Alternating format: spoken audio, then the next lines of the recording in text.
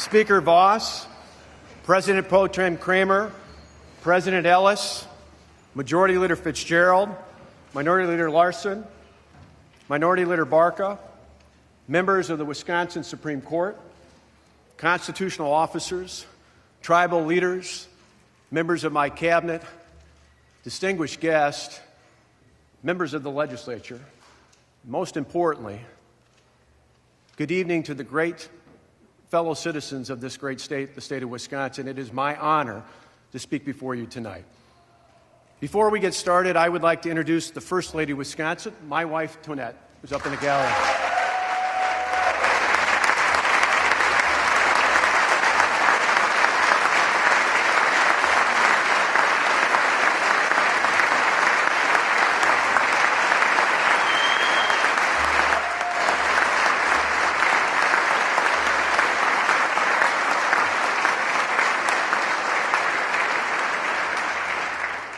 Next to Tonette are our two sons, Matt and Alex.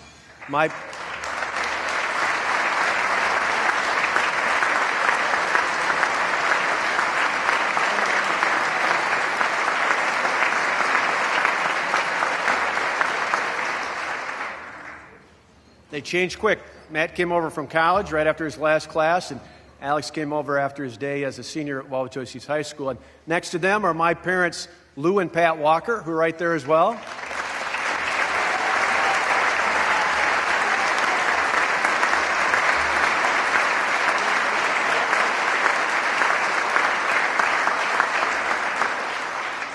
And right next to them is my brother David, my sister-in-law Maria, and the two most beautiful girls in the world here tonight, my nieces Isabella and Eva.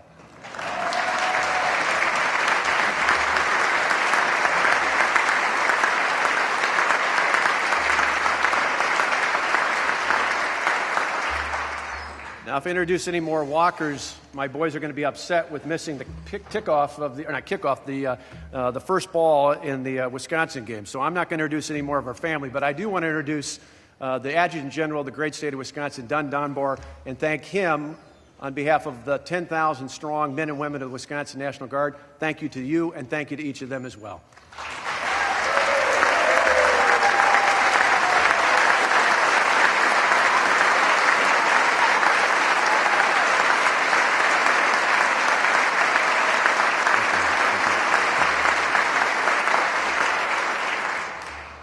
Ladies and gentlemen, we are moving Wisconsin forward with bold vision and bright hope for the future. 2 years ago, when I first stood here as your new governor, Wisconsin was facing a $3.6 billion budget deficit. Property taxes had gone up 27% over the previous decade, increasing every year, and the unemployment rate was 7.8%. Today, Wisconsin has a $342 million budget surplus. Property taxes on a median valued home went down in each of the last 2 years, and the unemployment rate, well, it's down to 6.7%.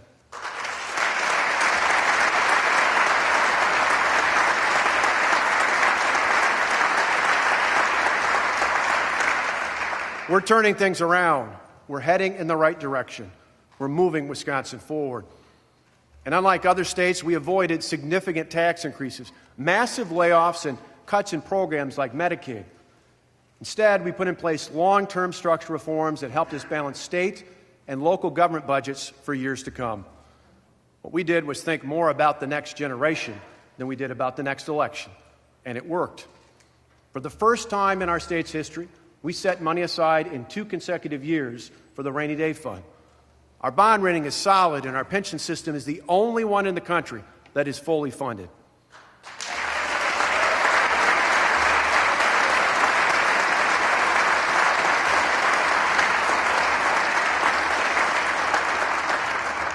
We made tough but prudent decisions to get our fiscal house in order.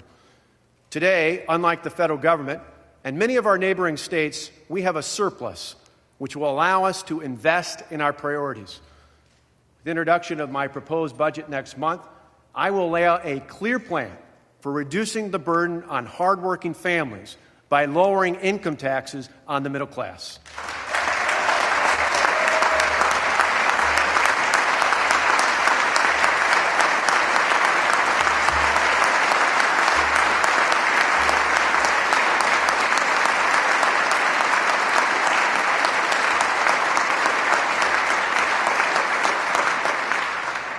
We want to continue to put more money in the hands of the hardworking taxpayers and small business owners of this state. Unlike the message coming out of Washington, I believe that putting more money in the hands of the people instead of the government is good for the economy. Helping the people of Wisconsin create more jobs is my number one priority. During the 3 years before I took office, our state lost nearly 150,000 jobs. At the low point, unemployment topped 9%.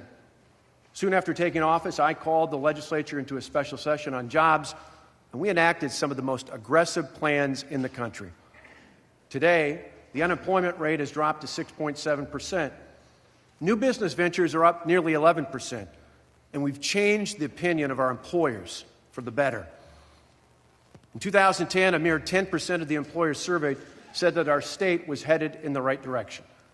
In 2012, 93% said Wisconsin was heading in the right direction.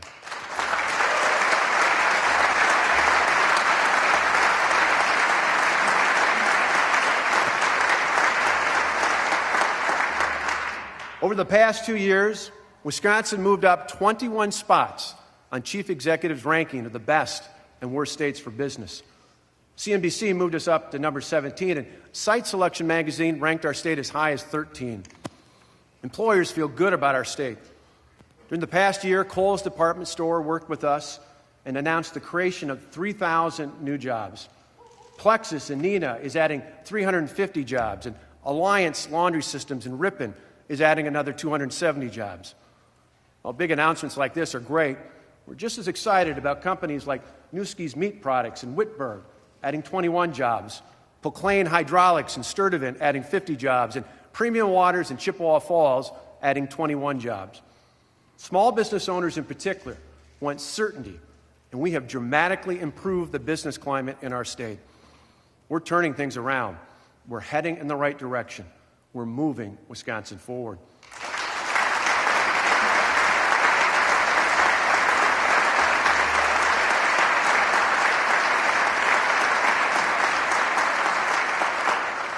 Still, there's much more work to be done in the coming year. Our top priority is helping the people of our state create more jobs. As you know, we have an ambitious goal, 250,000 jobs by 2015. After all that we've gone through in Wisconsin over the past few years, some have suggested this goal is too difficult to reach. With the protests and recalls, combined with the slow recovery at the national level, the fiscal cliff, and ongoing worries about health care mandates coming out of Washington, they say there are plenty of reasons why it has been hard to create jobs. But in Wisconsin, we don't make excuses. We get results.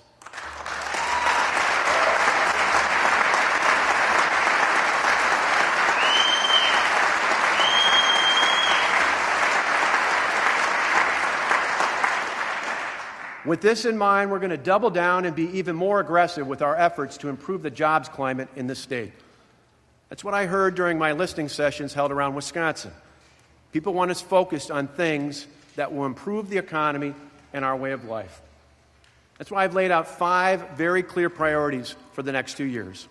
Create jobs, develop the workforce, transform education, reform government, and invest in our infrastructure.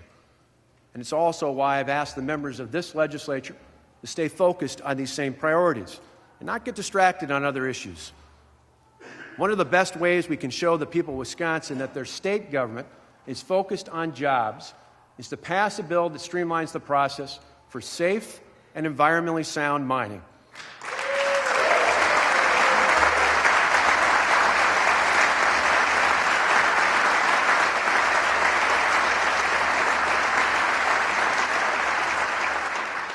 Start with the legislation that was approved in the Joint Finance Committee last session. Include some reasonable modifications, and send me a bill to sign into law early this year.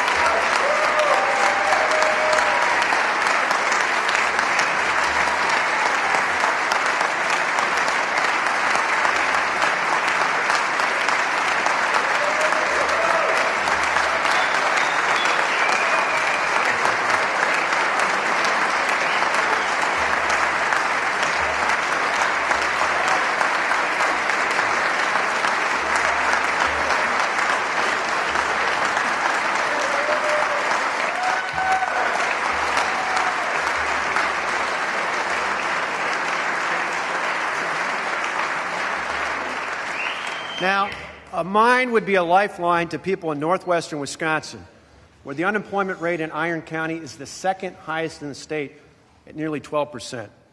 But the benefits would be felt all across Wisconsin. We have the potential for a $1.5 billion investment here in our state that could lead to as many as 3,000 construction-related jobs and 2,800 long-term jobs.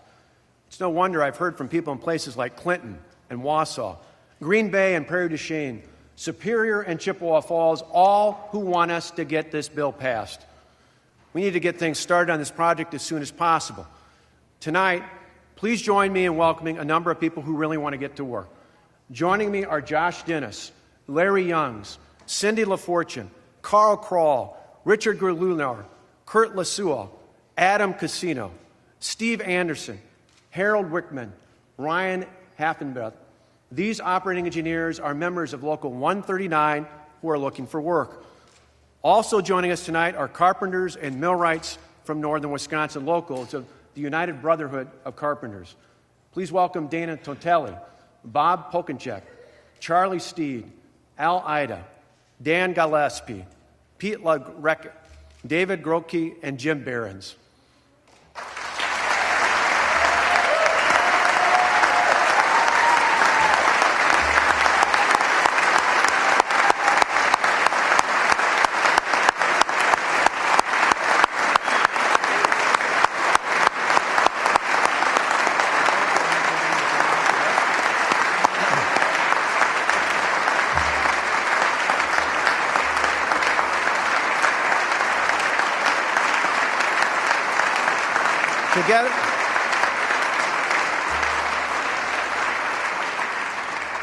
Together, they're holding a flag of the great state of Wisconsin. As you can see, on the right-hand side is the image of a miner. In the upper right-hand corner of the shield are the tools of a miner. And on the top of the shield, underneath our motto forward, is a badger, which comes from the nickname that was given to early settlers who were miners. If there's any state that can move forward with a way to streamline the process for safe and environmentally sound mining, shouldn't it be the Badger State?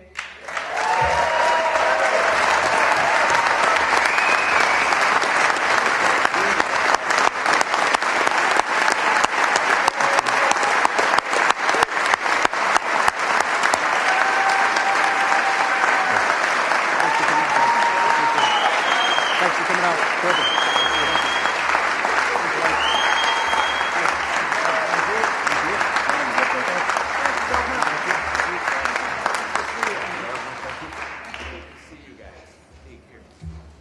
Thanks for coming out.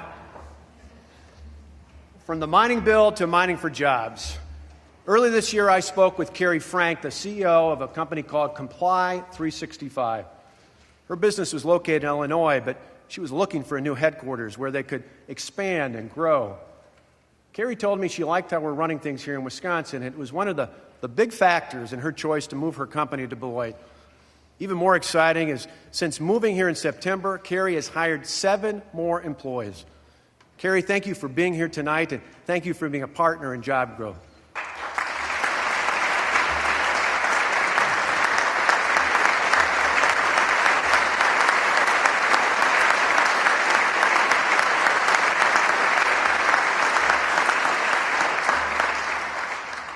Now, while recruiting employers from Illinois is almost as exciting as beating the Bears, most new jobs are going to come from new businesses created here or from small businesses growing in our state. We need to help them tap into the capital they need to make investments that will lead to more jobs.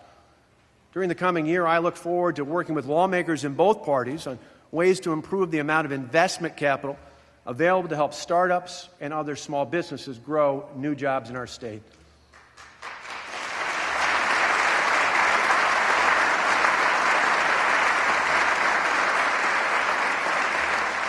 Now, in addition to access to capital, we want to help small businesses grow by lowering the cost of doing business in our state.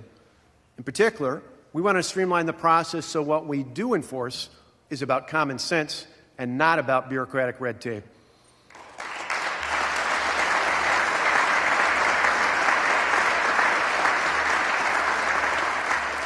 You may remember last year I called for state agencies to work with the reformed Small Business Regulatory Review Board to identify unnecessary, obsolete, and burdensome regulations. In a survey, we asked employers what we can do to help them create jobs in the upcoming year, and the most common answer was decrease the amount of state regulations. And they gave us plenty of feedback on the rules to review. Tonight, I am pleased to release this report, which identifies over 300 rule modifications in 218 administrative code chapters. Making these changes will make it easier to do business in the state while maintaining the safety and health of our citizens. Speaker Voss has also made this a priority, and I look forward, and my administration does as well, to working with him and all the other members of this legislature to improve our state's regulatory climate. While our number one priority is helping people create jobs, our next priority is filling those jobs with qualified workers. One of the strengths of doing business in Wisconsin is the work ethic of our people. Moving forward, we need enough skilled workers ready to fill the jobs open today, as well as those that will be open tomorrow and in the years to come. Survey after survey shows a tremendous need for skilled workers in key clusters like manufacturing, healthcare, information technology, even in accounting and finance. My frequent visits to employers across the state affirm these reports. Our state needs a way to accurately measure employment on a real-time basis. We need a better way to quickly measure trends and identify workforce needs by region. So we're working with members of the legislature to enact a system to help us connect workers to jobs in areas of great need from current and future employers.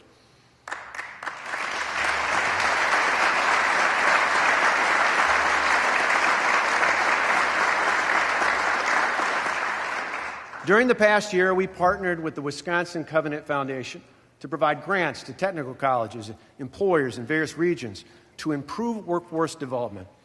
The next step will come in the state budget as we align new resources with our critical needs in the workplace.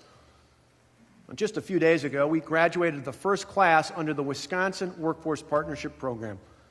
Diane Stepp joined the program because she was unemployed after having been laid off and was looking for a new career. Diane has already been hired by the Ameriquip Corporation in New Holstein as a CNC operator, and she started work literally yesterday. Diane is with us here tonight.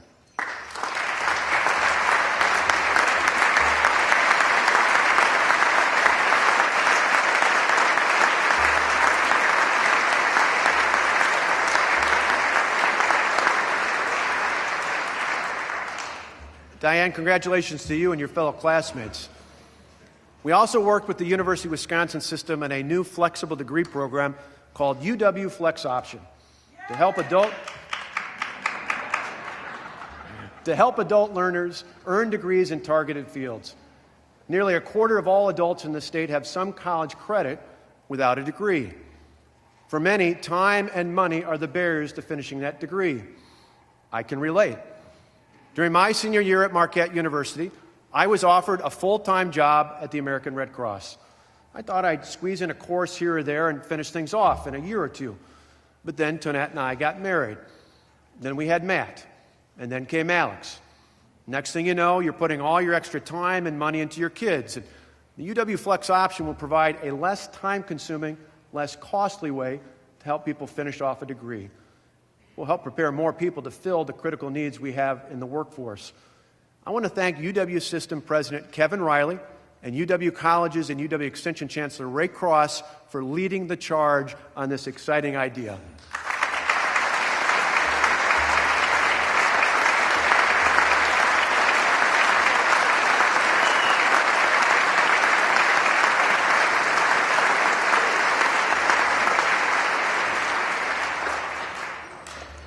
Now, part of the long-term strategy to develop our workforce is to continue to transform education in our state. The reforms we enacted over the past 2 years saved school districts hundreds of millions of dollars and allowed each district to hire based on merit and pay based on performance. We now can put the best and the brightest in our classrooms, and we can pay them to stay there. We finally have a way to recognize our exceptional teachers and reward them for the good work they do with our children.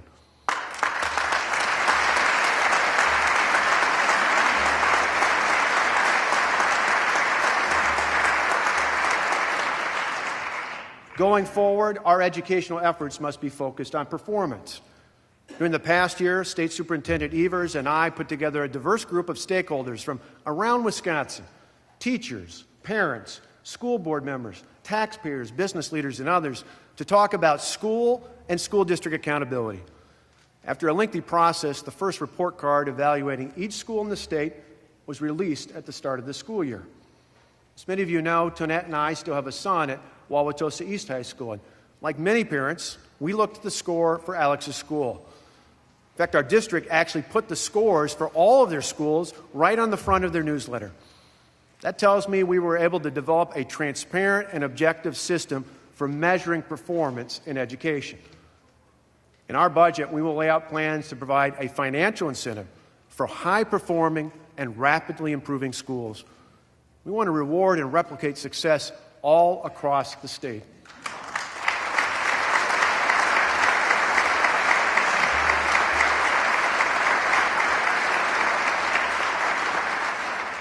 At the same time, we will outline a plan to help failing schools fundamentally change their structure and dramatically improve their results.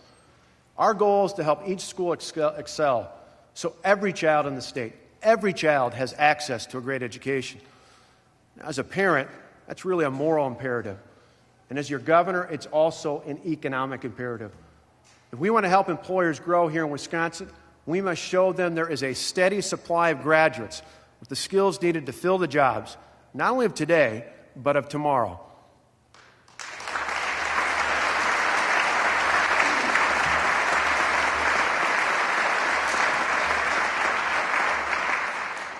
We worked hard over the past year to improve education, particularly in reading.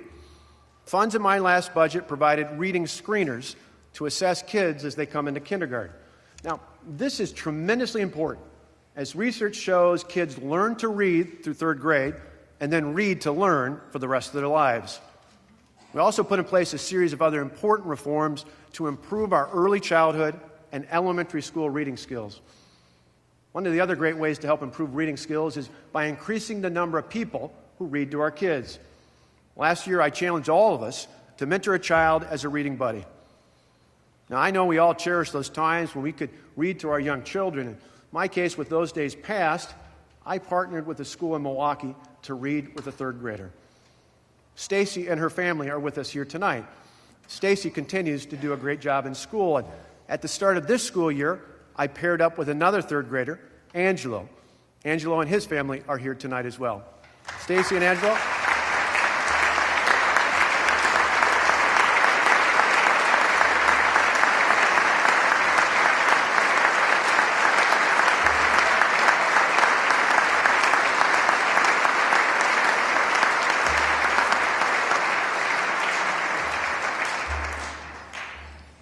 Again, this year, I challenge each of you to join with me and find some time to mentor a student in reading.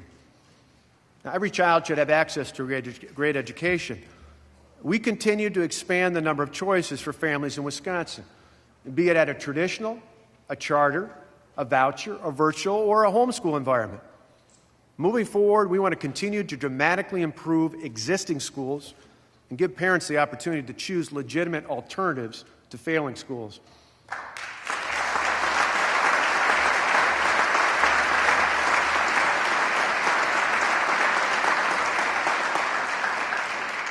In addition to transforming education, we must continue to reform government. Take the Waste, Fraud, and Abuse Commission, for example. So far, they've identified nearly $456 million worth of savings. Our reforms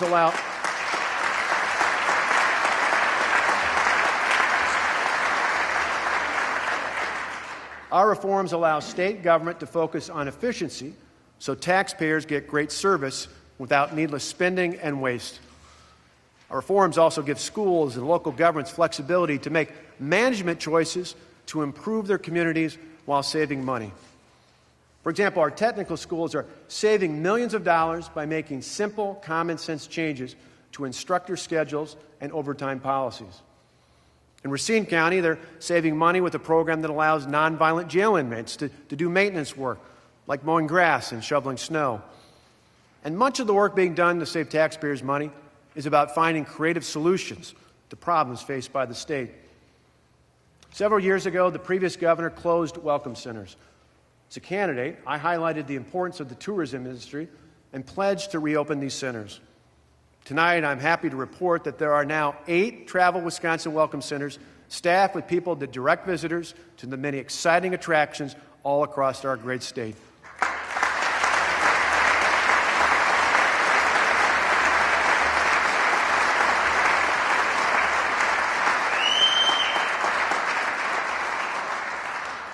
The Department of Tourism worked with the Department of Transportation and local chambers and visitors bureaus to form a tremendous partnership that protects state taxpayers in this effort. With me tonight are a number of our dynamic Travel Wisconsin greeters who provide a warm welcome to all of our visitors.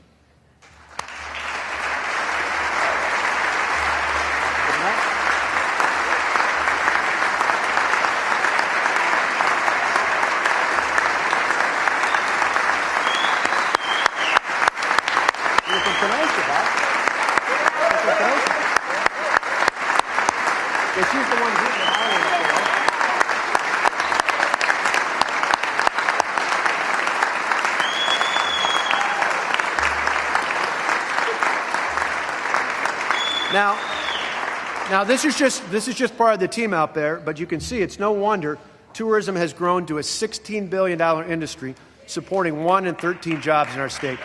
Thanks, guys.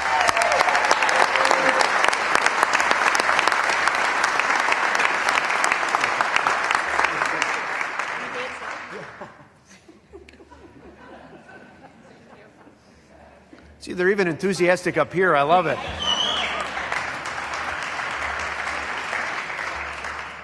Now, tourism is one of our many industries that benefit from a strong transportation or infrastructure system.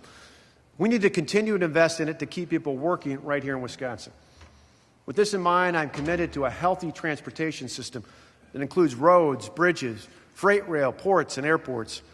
Whether traveling to a tourism destination or taking product to and from market, so many of our key industries, manufacturing, dairy products, timber and paper products, cranberries, vegetables, grain, sand, and soon iron ore mining. So many of these industries depend on our strong transportation backbone.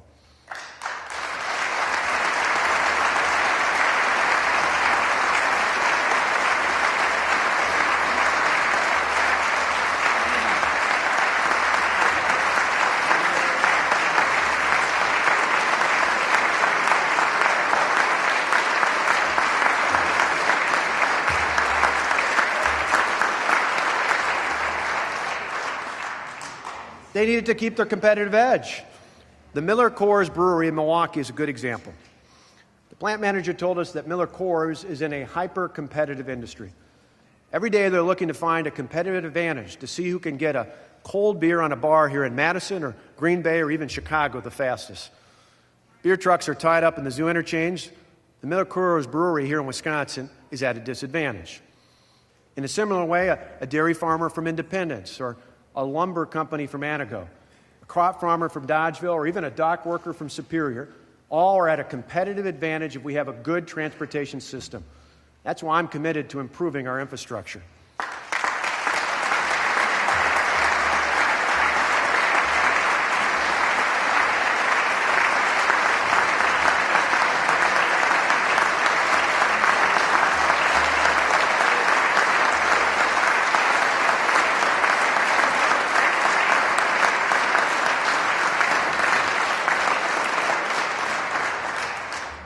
Now, in addition to investments in our transportation system, we need to ensure we have access to cost-effective and reliable sources of power, preserve our clean water advantage, improve availability of high-speed internet connections, and support our quality health care here in Wisconsin. Tonight, I invite all of you here and all of you watching at home to join us as we continue our work to move our great state forward. Next month, I will lay out a clear plan for how to achieve these priorities when I present our biennial budget to this state legislature. Unlike the deficit we faced 2 years ago, we start out in a much better position today because of the tough but important decisions we made over the past 2 years.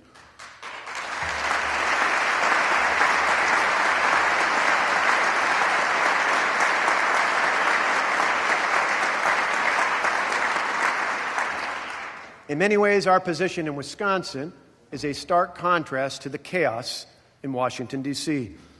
While many of our nation's leaders failed to make tough decisions, we decided to avoid failure by embracing true reform.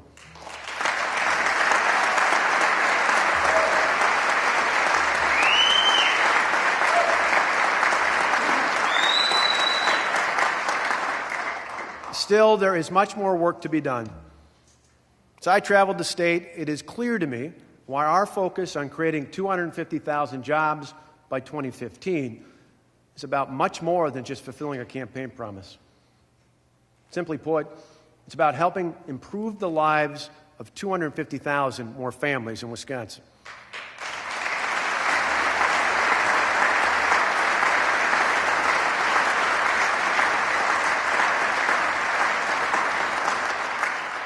You see, adding a new job is about more than just a number. Every time another job is created and a new employee is hired, it means that another family has someone working in their household. For many, that means fewer worries about putting bread on the table or clothes in the backs of their kids, or even making the mortgage payment on the house. I will work hard each and every day so we can help people all across Wisconsin have the chance to have a job and work hard to support themselves and their families for generations to come.